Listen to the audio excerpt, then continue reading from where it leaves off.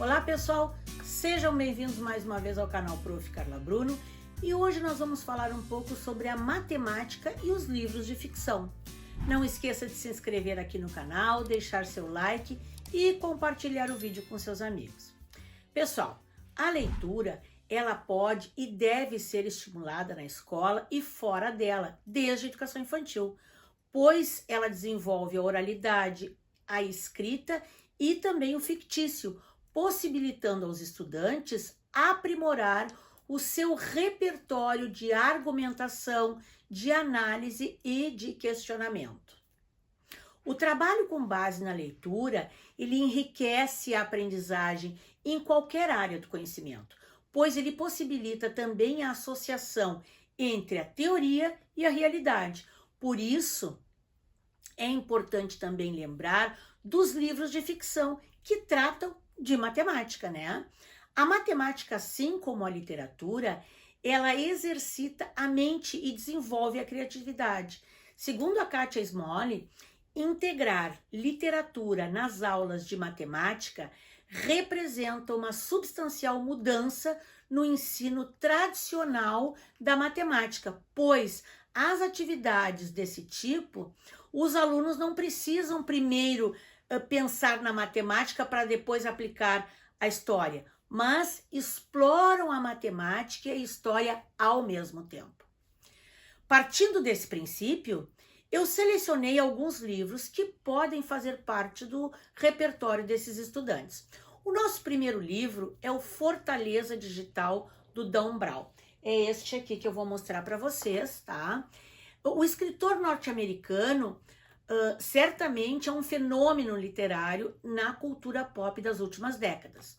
Os conhecimentos do pai, que era matemático, e da esposa, professora de história da arte e também pintora, foram decisivos nos enredos de seus livros, que envolvem conspirações, simbologia, história, política e ciência.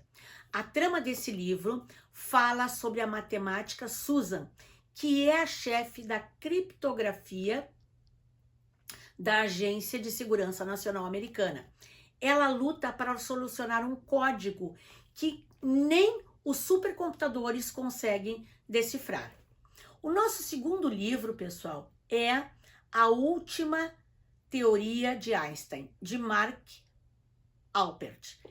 Esse livro é uma aventura que combina a teoria científica moderna, perseguição do FBI e experimentos que podem destruir todo mundo. Ele fala de uma conspiração onde Albert Einstein teria descoberto algumas equações e validado então a sua teoria de tudo. Essa descoberta teria sido dividida e distribuída entre os seus alunos, que agora estão sendo caçados, perseguidos e torturados para que eles revelem os pedaços que cada um conhece dessa teoria. Nosso terceiro livro, nossa terceira sugestão é Os Despossuídos, da Ursula Le Guin.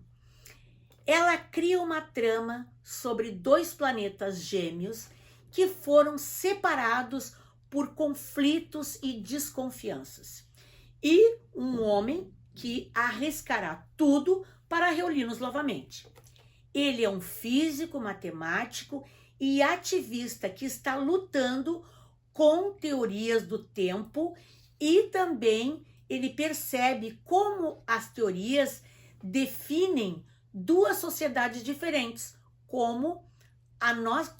e como a nossa compreensão, né, do mundo afeta a realidade, a percepção, e como tudo isso influencia a vida pessoal, existencial, filosófica e social de cada um. Bom, a nossa quarta sugestão é O Teorema do Papagaio, de Denis Guedji. Esse livro é um suspense matemático policial. A história tem início em Paris, quando o menino Max resgata um papagaio sequestrado por gangster. Ao mesmo tempo, o Sr. Rush, que é o dono de uma livraria chamada As Mil e Uma Folhas, recebe uma carta de um amigo que há muito tempo havia desaparecido, e essa carta foi postada em Manaus. A carta avisa que ele receberá uma remessa surpreendente, a maior biblioteca de matemática do mundo. Mas por que um papagaio despertaria o interesse dos mafiosos? O que ele guardaria na sua memória? Por que o amigo do Sr. Rush quer se desfazer de uma biblioteca tão preciosa? Nessa trama, então, ele decide usar esses livros para ensinar Max e seus irmãos os mistérios da matemática, como os elementos de Euler, o teorema de Pitágoras e muitas outras teorias estão presentes nessa obra. O nosso quinto livro é Planolândia, de Edwin Abbott. Numa espécie assim de releitura do mito da caverna de Platão, Planolândia é também uma exploração da natureza, das dimensões da geometria e da hierarquia social vitoriana. Isso porque o narrador é um quadrado residente na Planolândia, que sonha com uma visita a um mundo tridimensional, o que o leva a questionar a sua e a nossa compreensão das dimensões e da realidade. O nosso sexto livro é O Guia do Mochileiro das Galáxias, de Douglas Adams. Nesse livro, nós somos apresentados a dupla Arthur e Ford, que escapam de carona em uma nave espacial hostil, e eles escapam da destruição da Terra também, que foi demolida para a construção de um viaduto intergaláctico. Bom, aí a gente percebe, né, o teor humorístico e sarcástico que o enredo apresenta, aliado ao choque cultural e muitas alegorias com os absurdos que nós vemos no cotidiano. Outra sugestão, pessoal, é Alice no País dos Números, de Carlo Frabetti, que é este aqui. Neste livro, a história começa com Alice, que ela está de mau humor, porque ela tem que estudar matemática, mas ela tem sorte. O que acontece? Bem na hora que ela começa a fazer as atividades, Lewis Carroll, que é o autor de Alice no País das Maravilhas, encontra com Alice e a leva para o País dos Números. Lá no País dos Números, entre aventuras e charadas, Alice descobre que a matemática tem como base o raciocínio e que ela serve também para muitas coisas.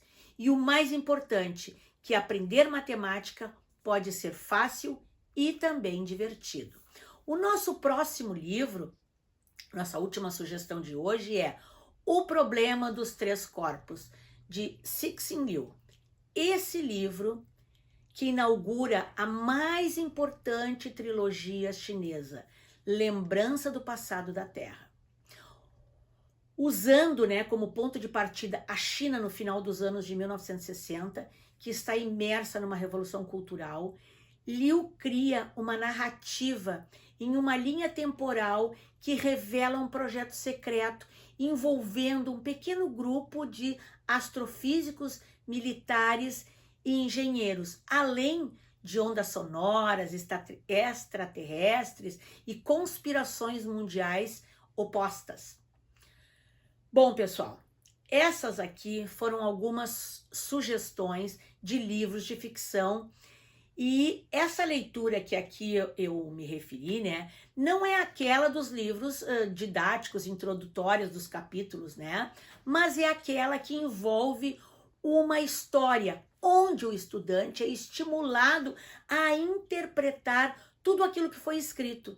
A utilização da leitura nas aulas de matemática, ela abre possibilidades do professor trabalhar diversos objetos de conhecimento de forma contextualizada, ampla e com uma linguagem mais fácil de ser entendida, né? Ligando os conceitos matemáticos e a realidade, mostrando de forma prática a utilização da matemática na vida de cada um. Pessoal, hoje nós ficamos por aqui. Te inscreve aqui no canal, curte e compartilha os nossos vídeos.